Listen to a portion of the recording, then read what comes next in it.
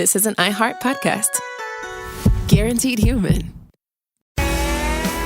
Body Bags with Joseph Scott Moore. Let me throw something out there to you. If you had a chance to once again hold in your arms that person that you love most on this earth that has now passed on, would you do it? What price would you pay? Would you drop $1 million if you had it? $500,000? And I mean to really sit down and hold them. To maybe look at them one more time, maybe have a conversation. Would you do that? I know for me personally, the person I would want to bring back into my life is my grandmother. I love that woman. Think about her every day. But what if I told you it could cost you, I don't know, $35, $90, $600? What say you? Well, in this case that we're going to talk about today, we're not talking about holding the reanimated remains of someone that you loved. We're talking about an anatomical element of someone that was once loved by someone else. We're going to explore a case that popped onto our radar just these last few days about a person who is selling elements of human remains down in Florida. Joining you from the beautiful campus of Jacksonville State University in Jacksonville, Alabama, I'm Joseph Scott Morgan, and this is Body Bags. Hey, Dave, speaking of Jack State, guess what? I'm guessing. Go for it. We just got approved yesterday by the Board of Trustees for our master's degree in investigative forensics. It's been a long time coming. Now, what does that actually mean? After committee. Well, it means that you're going to be able to come here and do graduate research work in the areas of trace evidence, the areas of toxicology, crime scene investigation, and of course, my personal favorite, is going to be medical legal death investigation as well as cold case.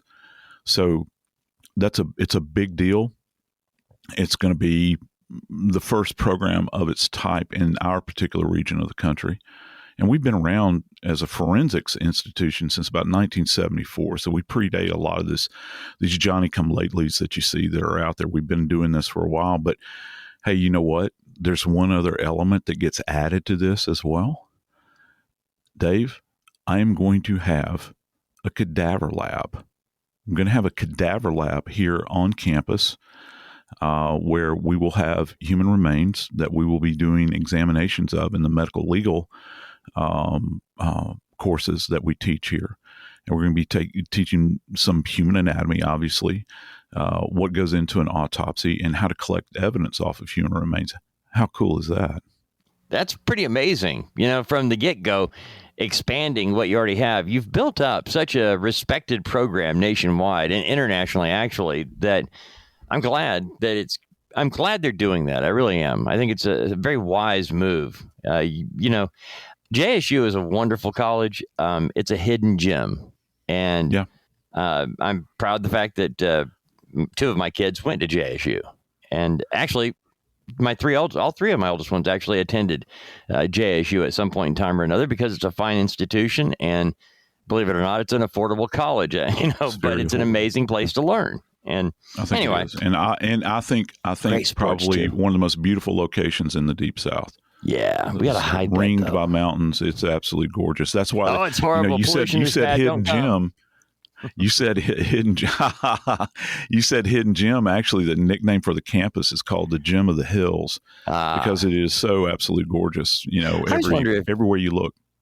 I just always wonder if Jeff gets mad. You know, we always talk about Jim, but Jeff never gets Yep. mentioned. I had twin brothers named Jim and Jeff. Jeff and Jim. All right, Yeah, so yeah. you're talking Go about ahead. them bones again, right? And Yes, so yeah. why can't you just use plastic bones that look like real ones to study human anatomy and teach everything with that? Why do you need real bones? Well, first off, you're not going to have the same density. You're not going to have the same texture. Now, look, at some point in time down the road, there will probably be a facsimile that you would have to look at microscopically to determine that that you're not holding an actual human remain in your hands. It makes me think of the movie Blade Runner, where they had to look at things microscopically to look for serial numbers that are at a cellular level that are tagged on there to see that it, whether or not something was human or not back then in that movie. I love both of those movies, by the way, the one from the 80s and then the second part that came out a few years later with Ryan, what's his name? Ryan Gosling. Yeah. And, that might happen at some point in time, but it doesn't matter, what kind of polymer that you use to recreate bones. And I've actually got a full skeleton in my office that is made out of a polymer, and I can use it demonstrably in classroom to talk about anatomical landmarks on skeletal remains. And the kids can come up, kind of handle the remains, and we have individual polymer bones as well. So if we're going to do, like in forensics, one of the things we'll do, like I teach a class, and it's called clandestine burials, where we can take remains, dig a clandestine grave, and bury them. And the students can learn how to excavate that site. And they're looking for bones at different depths or skeletal elements that are beneath the surface of the ground. They're good for that purpose, and you can use to identify specific anatomical landmarks, like where a particular blood vessel passes through a bone. There's actually these little holes in bone, and here's an interesting little factoid. They're actually known as foramen. So you've got these tiny little holes that pass through bone where vessels go through. And of course, the largest foramen that we have in our body is called the foramen magnum, and it's at the base of the skull, and it's where your spinal cord originates, out of the brainstem. And it's this large area in the back of your head, and that's actually referred to as a foramen as well. But you look for anatomical landmarkings like that, and until you hold a human bone and really feel it and really feel the texture of it, it's really hard to learn. That's why, for instance, the Body Farm up at UT has been so successful over the years, because it's not just UT students that utilize that facility. You've got people from all over the world that have attended classes there. And look, I don't get paid by UT for promoting their program, but it's the first of its kind. And it's actually a human desiccation laboratory where they're watching human remains decay and, measuring the rates of decay. But it's very environmentally specific to that area up adjacent to the Smoky Mountains. Whereas if you went down to the Maple Center, which is another human desiccation lab that's located at the University of Florida, you're going to have different rates there. But I digress. You go to these places and you can actually handle real human remains. What we're not expecting, though, is to be able to order human remains off of the internet so that we can do whatever in the hell we want to do with them. Saw sales paper, Joe. Human bones. Up for grabs, yeah, exactly. $9.99. Bring your own Ginsu knife. I'm amazed by it, Dave, because, the case that we're going to talk about today, brother, this is not the first one that we've had. I don't know if you recall. I guess it was it was in 2023. We covered the case of the funeral home director out in Colorado, and she's currently serving 20 years. And that was a federal beef that they got her on relative to, they were taking anatomical elements off of bodies. In other words, they were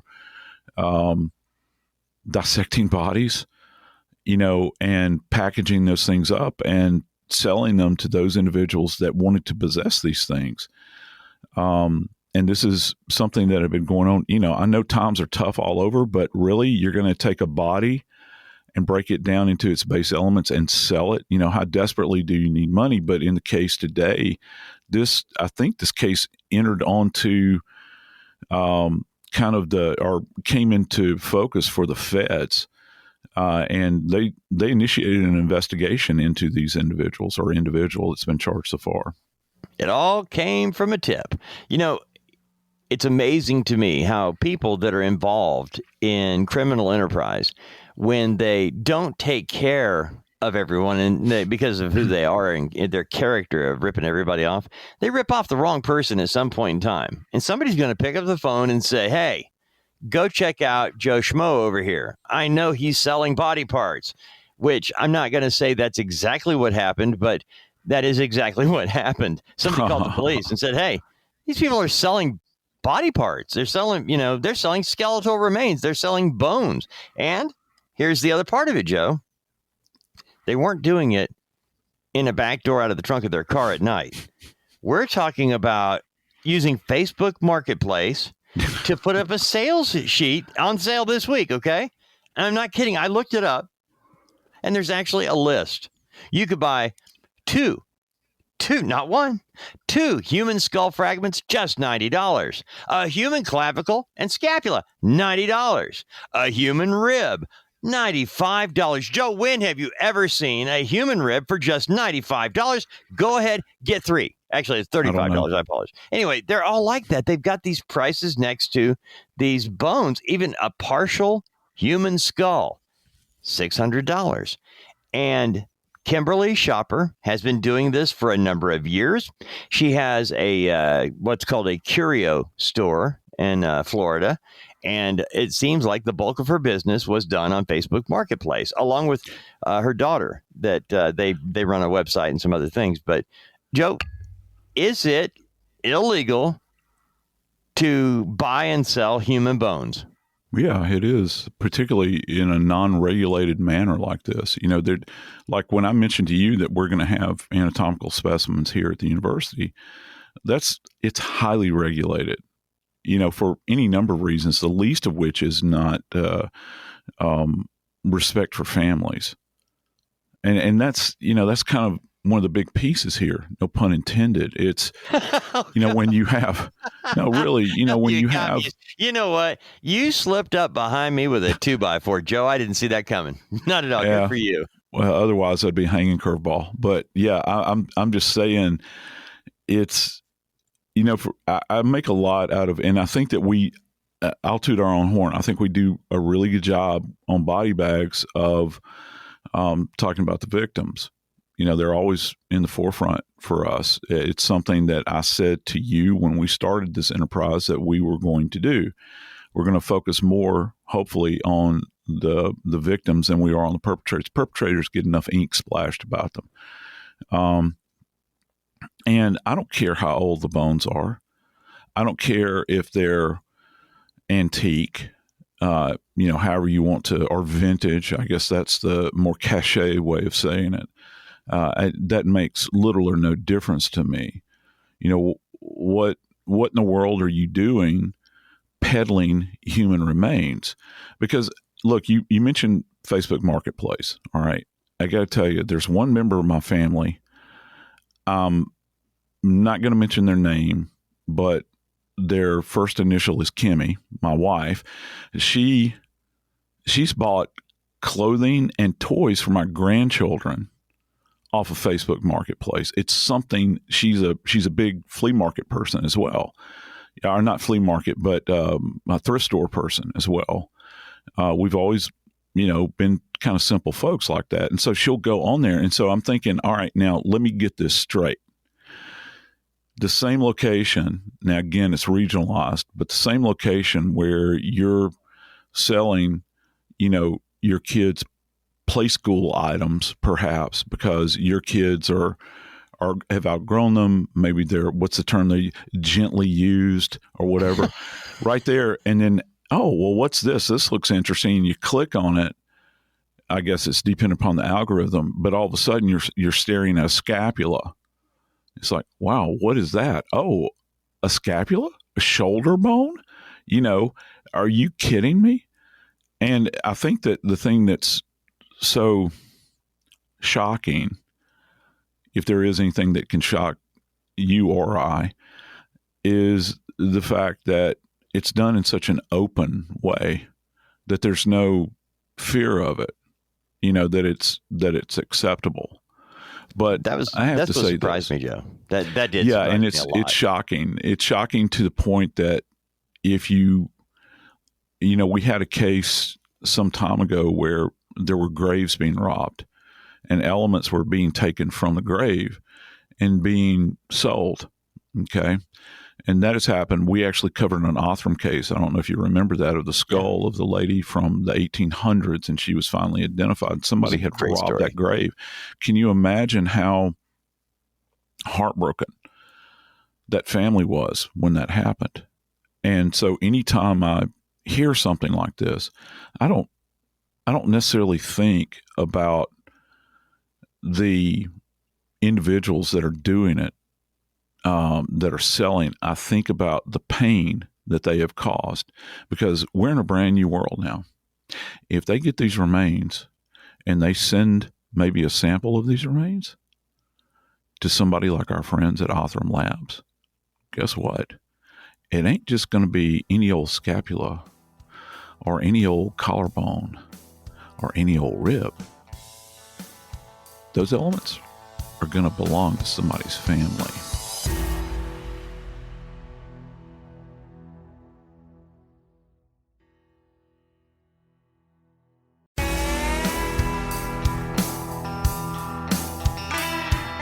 You're a police officer and you go to work and it's a daily grind.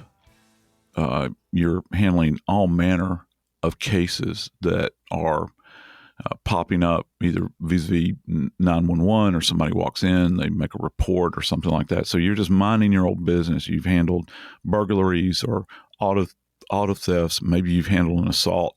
Then all of a sudden, this request for an investigation comes in across your desk and it says, oh, we got this person down the street that's selling human remains.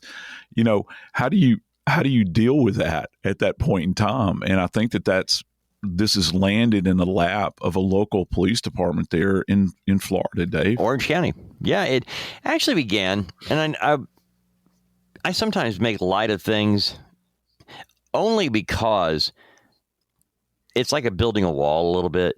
Because if you actually really look into this, you go to that next level of family, friends, people who care about the individual, it can really stumble you emotionally. And so I tend to take the lighter route. But this one, I was really curious when you were talking to me about this, because we have done other stories where people did it for nefarious means, meaning you mentioned the funeral home where they were selling one bill of goods to the bereaved family, and then they were, taking and selling things for profit that they had no right to do. Thankfully caught and in prison. But in this case, the Orange City Police Department in Florida gets a call about a person that is selling human bones on Facebook Marketplace. And her name is Kimberly Shopper, appropriate name for the story. She's 52 years old, and she's now facing charges, Joe, of trading in human tissue. Now, when officers went to her store, she does own rents the space for a brick and mortar store. Okay. It's a curio shop of some sort. And the police go and they talk to the owners, and the people at the store are like, well, yeah, we sell those bones. They're verified here. They're in their minds, what they're doing, while distasteful for many people, it serves a purpose in their world, and they didn't think they were doing anything wrong, so they say. But they were able to confirm everything. Police were. The investigation did not end there because there were laws being broken. And just because you don't know that cocaine is illegal, snorting, selling, buying, what have you is, and you will go to court and jail. You can claim, I didn't know. Same thing here. You're buying and selling in human body parts, verified human body, or not body parts, but bones. And to say, I didn't know it was illegal, while it might be true, it does not relieve you of the consequences of breaking that law, especially when you're doing it for a profit, Joseph Scott Morgan. Yeah, I got to tell you, I checked out their website, which is still up and running, and it actually carries a .org designation, which generally means that you're a charitable organization. You know, That's what it was you're, actually set I up don't for. know, a soup kitchen or a Yeah. church or something like this. And I'm thinking, well, isn't that fascinating? You know, so you're not making a profit off of this, or profits go somewhere else. And when you look through the list of the things that are being sold there, there's like a category called creepy clowns. Oh no, I didn't And see that one. there's images of iron spikes and things like that. And look, I mean, I'm not one of these people that says to each their own. I think that there are limits, you know, in this world, but I'm trying to understand, you know, we have to have some guardrails out there. I'm thinking, well, how do you conflate creepy clowns, if this is what your business is? How do you conflate that with human remains? Because, you know, I don't know, these look like figurines, these clowns. Many people have a fear of clowns. And is there something evil about these that, you know, people want them because they've got this creepy, there's a creepy element to them. And so you're going to be selling these as well as human remains. And I'm thinking, what is this business, and why are you doing this?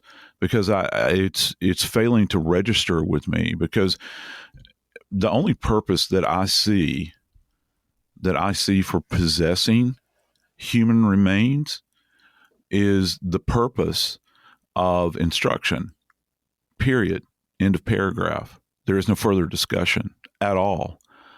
Because if you're getting off into an area where you're utilizing the remains of someone's loved one for either your own entertainment or a ghoulish sidebar, or even for, dare I say, religious purposes, you're on a completely different plane here than everybody else. You know, we're not the ones that are out of tune here. You are, because it's horrible, you know, to think about this. Why would you want to possess this, and why would you want to purvey it to other people? And what's the purpose that these individuals that are purchasing these items, why do they want it? Are they going to put it in the center of the table and dance around it at night, or are they going to put it out on the table during cocktail hour and say, hey, look what I got? Are they going to grind it up and drink it in a potion? I don't understand it. It doesn't make sense to me at all on any level. I don't think that there's any justification for it at all. You know, and hopefully they're not being used as soup bones, you know, where you're trying to generate a broth of some kind. I have no idea, because it's not being explained to me thoroughly. I don't understand it. And look, I think that many people, that last statement in particular, many people in the past would have been, God, that's obscene. You shouldn't have said that. The world that we live in now, Dave, it ain't obscene, brother. Well, and I am so glad you just said that. It's on the radar. I'll put it to you that way. I am so glad you said that, because my first thought, Joe, when I start going into the story, my first one was, what?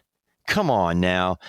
It really was that moment of, this is off the table. This is kind of like me going and talking to a retailer about why I really don't want to see a Ouija board with the Monopoly game, you know, on their shelves, because of where my children's eyes will be drawn to, that kind of thing. And as I was researching the woman, Kimberly Shopper, I wanted to find out, well, okay, she's been accused, and actually it goes beyond the accusation, because she was advertising that she was selling these items. And the .org domain extension, that was something that also caught my attention, because I thought, if it's a nonprofit, or because ORG stands for organization, and when it was first set up as a domain, it was for nonprofits, for ministries, for things like that. Well, we all know that while you might think of your church as a religious designation for whatever organized religion you're a part of, that there are some that are the opposite of what many of us think of as churches. And that's what my first thought drifted to when I went to the website, because the word wicked says something to me.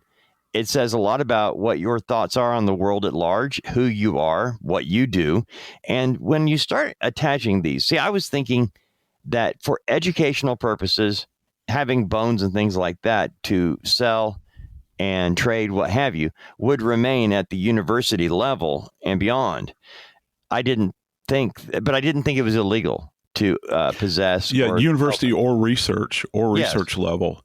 And then when you put the connotation wicked with it, it conjures up, no pun intended, something completely different here as far as purpose, I think. Because because I got to tell you, if we need to have a serious discussion, first off, if this is being used for a religious purpose, well, what religion requires you to use human remains? All right, because I don't care. I mean, there have been, and the court recognizes the smallest element of the human body as a human or an element of a human remain. There have been people that have been convicted based upon the discovery of a bone chip. I cite to you murder in Coweta County. If no one believes me, go back and take a look at that case. Where a single bone chip led to the conviction and ultimately the execution of a fellow that had killed another fellow. Okay, that's one consideration. Now, the other consideration is, are human remains being used for the purposes of entertainment?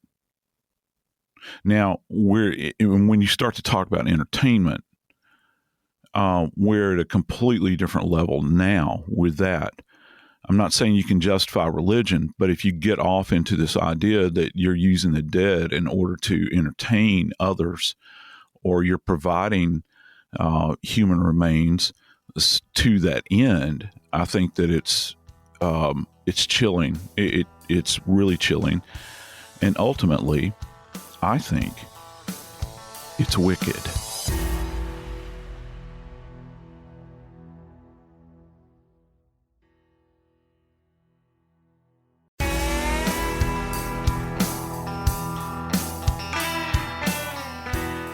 Dave, I know that we've covered the skeletal recovery out of Georgia from many years back. You and I did an episode of Body Bags on the skeletal remains that they found at the old medical school. Remember, we talked about that, yes. How it was illegal to do autopsies, so they would do them at night, and they had grave robbers that they would employ. We had the funeral home director that was, outside, that was actually in Colorado, where, this individual, Megan Hess, who was 46 at the time, as I'd previously mentioned, was taking remains at her funeral home and dissecting them up and selling off the parts to the highest bidder. And, we've got a history of this that goes back years and years. And I think probably one of the most predominant countries that has been a part of this is something I learned early on, particularly when I started my academic career. The origin of human remains and sale of human remains in India. This goes back to the initial beginnings of British occupation in India. India has always been a very populous location. And at about the same time that Great Britain took over in India, you saw a loosening of the attitudes toward using real anatomical specimens at medical schools and universities. So what began to happen is that, and this is kind of fascinating, is that there were a lot of grave diggers, a lot of grave robbers in India. And because the Ganges, which is considered to be a holy river, bodies would be buried adjacent to it or would be cast adrift in the river. And either the bodies would be very shallow and they could be retrieved, or they would be essentially fished out of the river, and they were taken to these individuals that would take the bodies. Now pay attention, because this is really ghastly. They would take the bodies and render them down. They would take off every bit of soft tissue off of these bodies, disarticulate the skeleton and rearticulate it, and then send it to Europe, to medical colleges there, and they would actually have to go through Nepal to do this. So there was this huge market, thousands and thousands of bodies.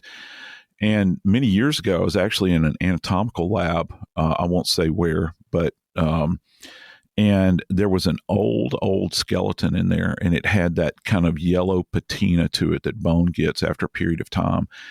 And it was actually inked up on the side of the body. And this doesn't necessarily have anything to do with India itself, but with Indian ink. You've heard that term before. And it's like it's a fountain ink, and gives you an indication of how old these remains were. They were labeled with this really dark ink and written in, there was script written on the side of them. Kind of chilling when you see it, but from an artifact standpoint, it was significant because this was hanging up in an anatomical lab.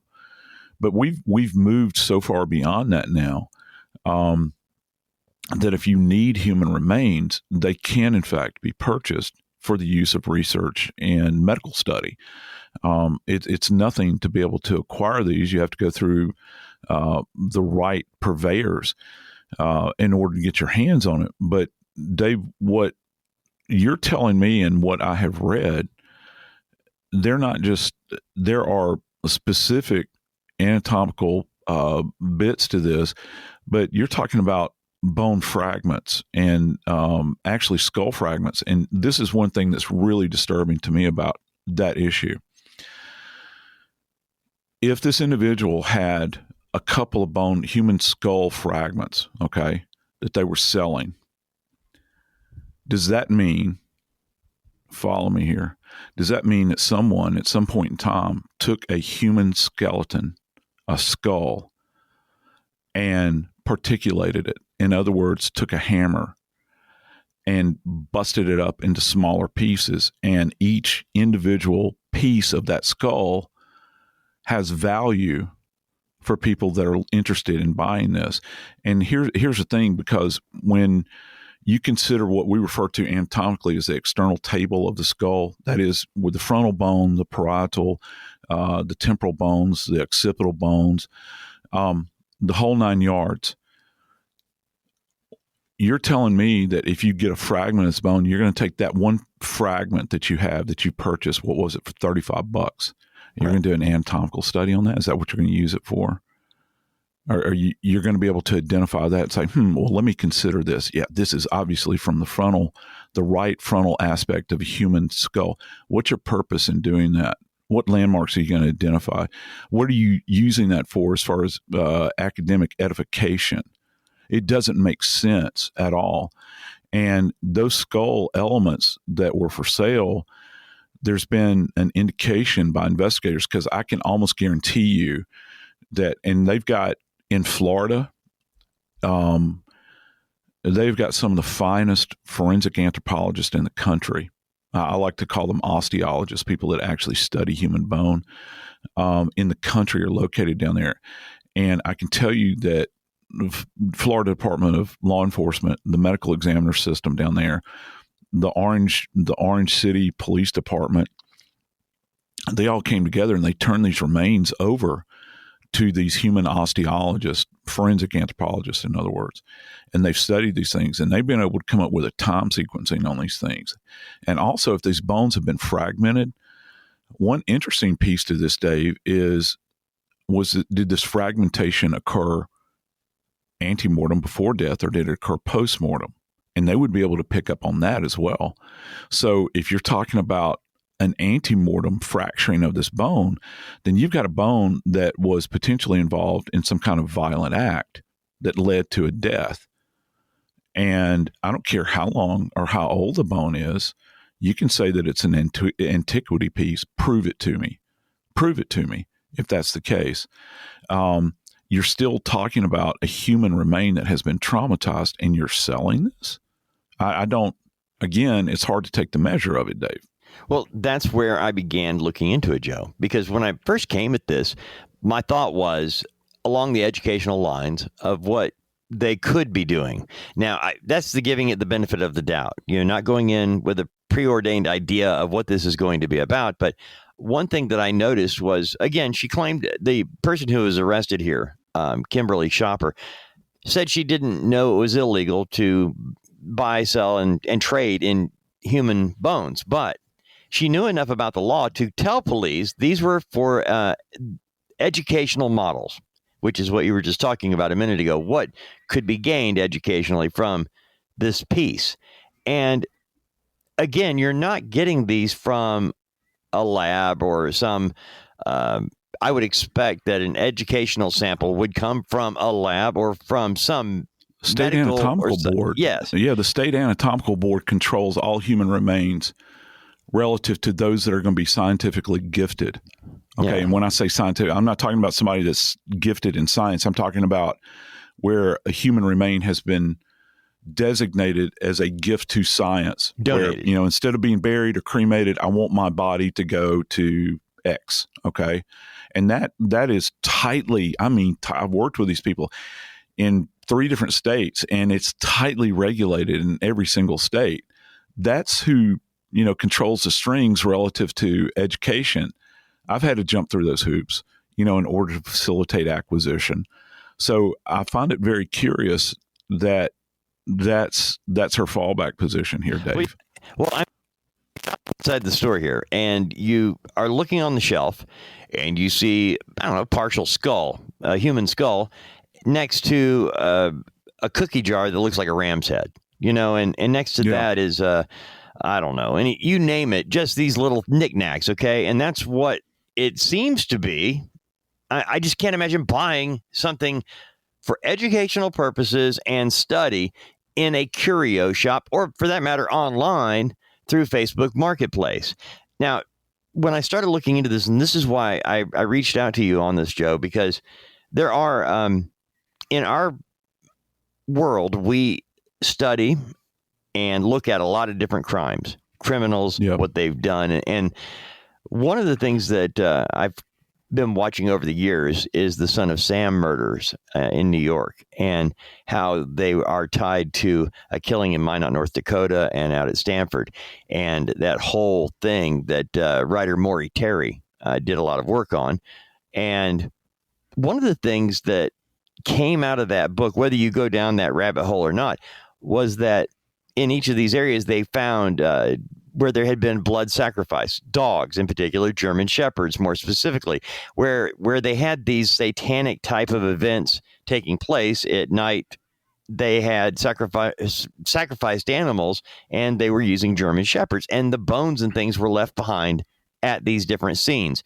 And to go this next level up, I looked at the website. I wanted to see who is this person that's been arrested, Kimberly Shopper. And that's why I sent this to you earlier, because I'm like, hey, man, there's more to this. There's something with this that is not as simply explained as I'm a scientific nut trying to help other scientific nuts learn. It's not educational to sell a sliver of bone. It doesn't make any sense to me unless you were doing something that is pertaining to some type of religious expression that would fall under using a .org domain. And then I see the website, and when you have wicked in the title of your website, and it's a part of all of your presentations for sales, wicked and things like that, following the left-hand path. These are all witches and things like that when you talk about following the left-handed path. And I saw that on the website. So my question to you, Joe, is if you're buying and selling and trading in bones, human bones, on an educational level, at the collegiate level, or even at the high school level, I don't know, that's one thing. But for me to buy a bone so I can, dance around and put feathers in it, burn candles, and invite my friends to come over and sing songs while we dance around this human bone, that seems to be something that ought to be regulated. Oh, wait a minute. It is regulated. So how does she get by selling it at Facebook Marketplace for so many years without anybody shutting it down until now? I don't know. Again, that would be something, what are if the authorities are on Facebook Marketplace, and we always hear that we're being watched and everything. Well, this is certainly something that flew beneath the radar, because I got to tell you, it would send up red flags for me, and here's one more issue with this that I have, Dave, and I'm sure that investigators are exploring this right now. How many other elements have been sold? Because if this is what they found right now, how long has this been going on? And I think one of the bigger questions is where were these things acquired from? Because now you're opening up a completely different spectrum here. It's fascinating because one of the kind of catchphrases that's used on this website is talking about going down the rabbit hole. Well, in our case today, I have to tell you, there's an entirely different rabbit hole that the authorities are going to go down. This investigation has just started, and it will go deeper and deeper until solid answers are provided. I'm Joseph Scott Morgan, and this is Body Bags.